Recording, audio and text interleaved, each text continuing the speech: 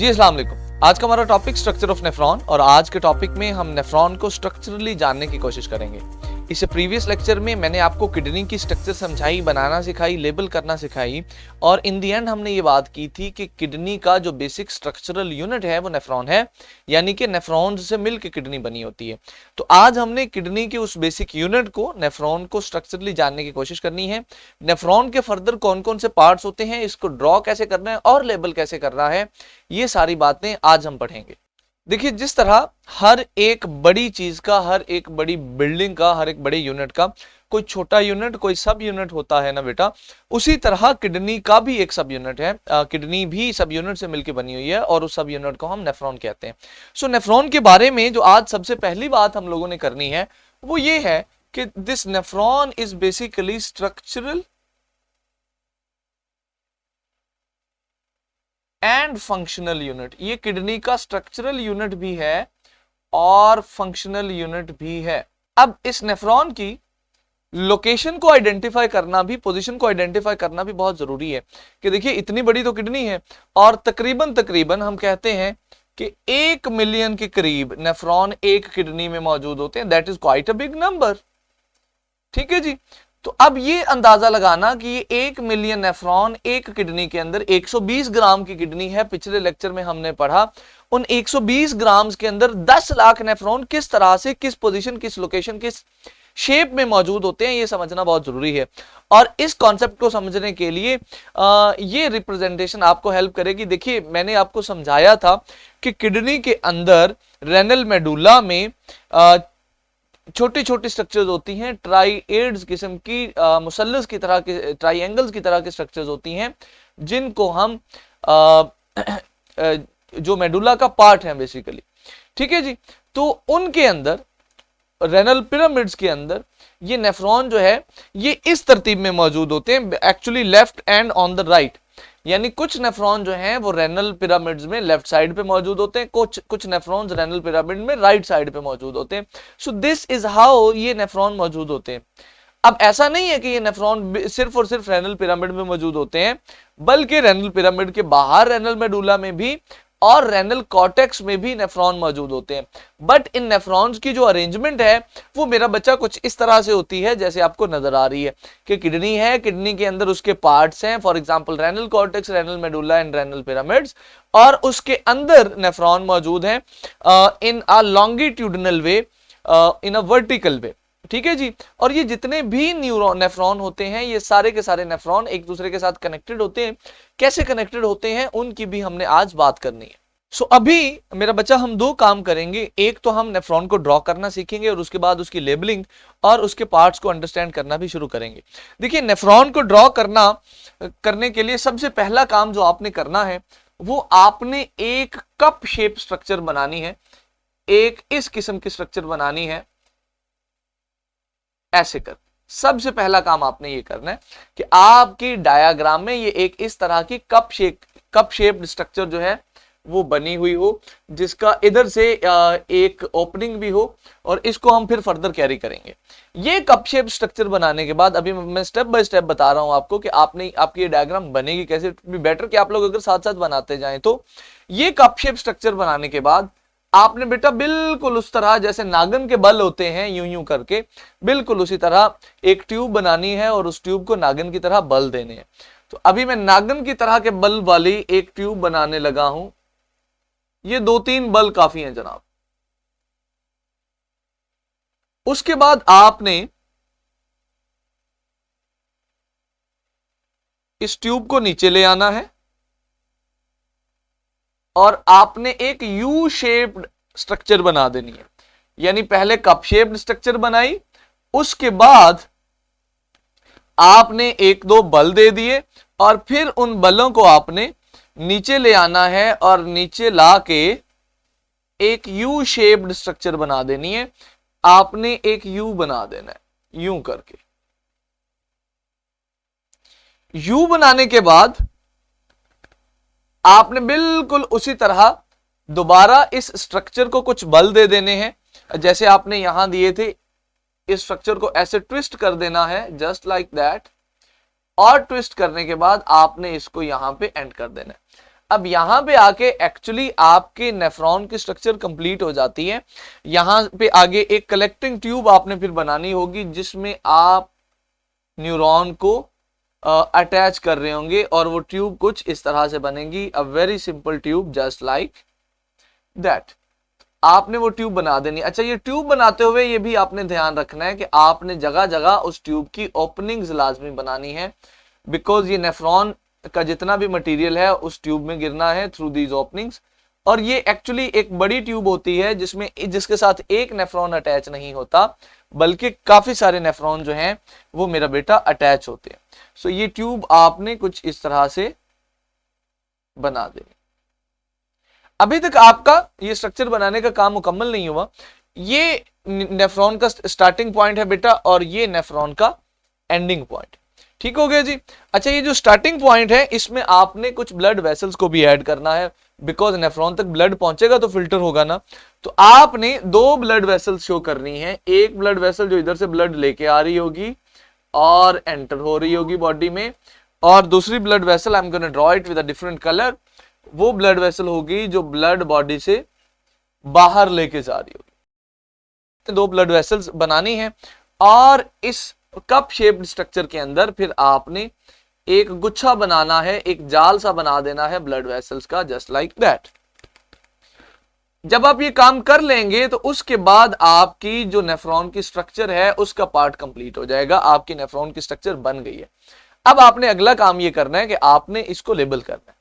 अच्छा, यहां पर मैं आपको एक और चीज भी बता दूं कि समटाइम्स ये वाला जो एरिया है ये यूं बना होता है, यानी इस यू शेप्ड एरिया की इस साइड पे ये वाली पूरी स्ट्रक्चर बनी होती है। तो आप चाहें तो इसको इस साइड पे बना लें, आप चाहें तो इसको इसी साइड पे ही बनाएं, इसमें कोई भी कदगन नहीं है।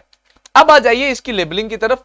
देखिए बेटा, जब लेबलिंग की हम बात करते हैं ना तो पूरे के पूरे नेफ्रॉन को, ये जितना नेफ्रॉन आपको नजर आ रहा है starting from here till here, ये नेफ्रॉन का हिस्सा नहीं है। इस पूरे नेफ्रॉन को हम दो पार्ट्स में डिवाइड कर सकते हैं। So we can say that there are two parts of nephron. पहले पार्ट को मेरा बच्चा कहते हैं रेनल कॉर्पसल और दूसरे पार्ट को कहते हैं रेनल ट्यूब्यूल। अब ये जो पूरी स्ट्रक्चर आपको नजर आ रही है इसका मतलब ये है कि ये बेसिकली दो हिस्सों में डिवाइडेड है। पहला हिस्सा है रेनल कॉर्पसल। रेनल कॉर्पसल को आइडेंटिफाई करने की कोशिश करते हैं। देखिए, ये जो कप शेप्ड स्ट्रक्चर यहां से लेके यहां तक आपको नजर आ रही है ना, now this is actually renal corpuscle. पूरे नेफ्रॉन में ट्यूब्स के अलावा, जो ट्यूब्स वाला एरिया जहां जहां आपको ट्यूब्स नजर आ रही हैं, ट्यूबुलर स्ट्रक्चर के अलावा का जो एरिया है, इतना सा एरिया, इसको मेरा बेटा हम रेनल कॉर्पसल कहते हैं। देखिए, रेनल कॉर्पसल में एक्चुअली दो चीजें होती हैं। रेनल कॉर्पसल का पहला पार्ट होता है जिसको हम कहते हैं ग्लोमेरुलस,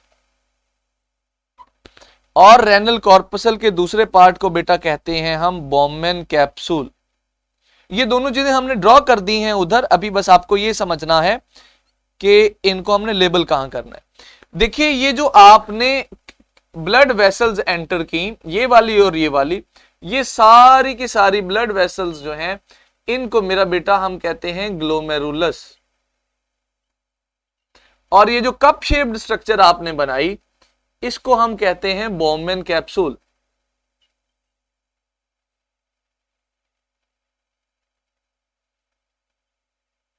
सो ये दोनों चीजें, ये ग्लोमेरुलस और ये बोमेन कैप्सूल, ये दोनों मिलके हमारे नेफ्रॉन का पहला हिस्सा रेनल कॉर्पसल बना देती हैं। When we have drawn these two things, इसका मतलब है हमारे नेफ्रॉन का पहला हिस्सा कंप्लीट हो गया। इससे आगे बेटा यहां से लेके यहां तक ये जितनी भी ट्यूब्स आपको नजर आ रही हैं, इन सारी की सारी ट्यूब्स को कलेक्टिवली हम कहते हैं renal tubule. Now this is the second part of the nephron.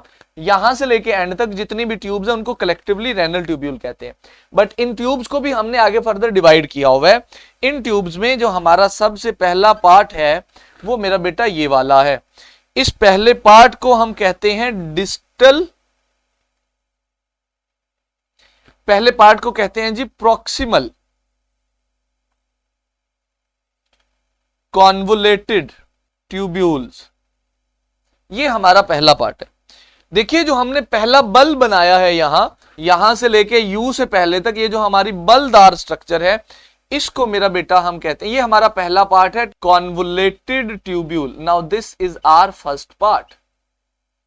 इसके बाद ये आगे यू शेप्ड स्ट्रक्चर आ जाती है ना। यहां से लेके यहां तक का जो पार्ट है वो हो गया प्रॉक्सिमल कॉन्वोलेटेड ट्यूब्यूल। यहां से आगे ये यू शेप्ड स्ट्रक्चर स्टार्ट हो जाती है फ्रॉम हेयर टिल हेयर। इस यू शेप्ड स्ट्रक्चर को हम कहते हैं जनाब loop of Henley.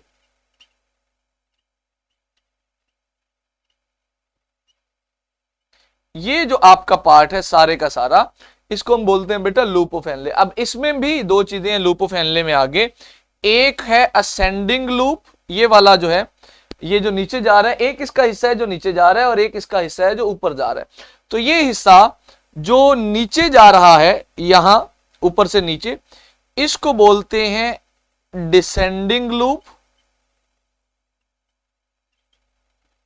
Descending loop of Henle. और ये वाला हिस्सा जो ऊपर को जा रहा है इसको बोलते हैं असेंडिंग लूप ऑफ हेनले। सो ये हमारा दूसरा पार्ट हो जाता है रेनल ट्यूब्यूल का, प्रॉक्सिमल कॉन्वोलेटेड ट्यूब्यूल के बाद loop of Henley. Loop of Henley के बाद हमारा रेनल ट्यूब्यूल का तीसरा पार्ट स्टार्ट होता है बेटा, जिसको हम कहते हैं डिस्टल कॉन्वोलेटेड ट्यूब्यूल्स। ये डिस्टल कॉन्वोलेटेड ट्यूब्यूल्स एक्चुअली ये दूसरा बल है जो हमने वहां पे डाला था। इस यू शेप्ड स्ट्रक्चर के बाद ये जो बलदार स्ट्रक्चर है, ये जो कुछ कर्व्स हैं ट्यूब के अंदर, इन कर्व्स को मेरा बच्चा कहते हैं डिस्टल कॉन्वोलेटेड ट्यूब्यूल्स।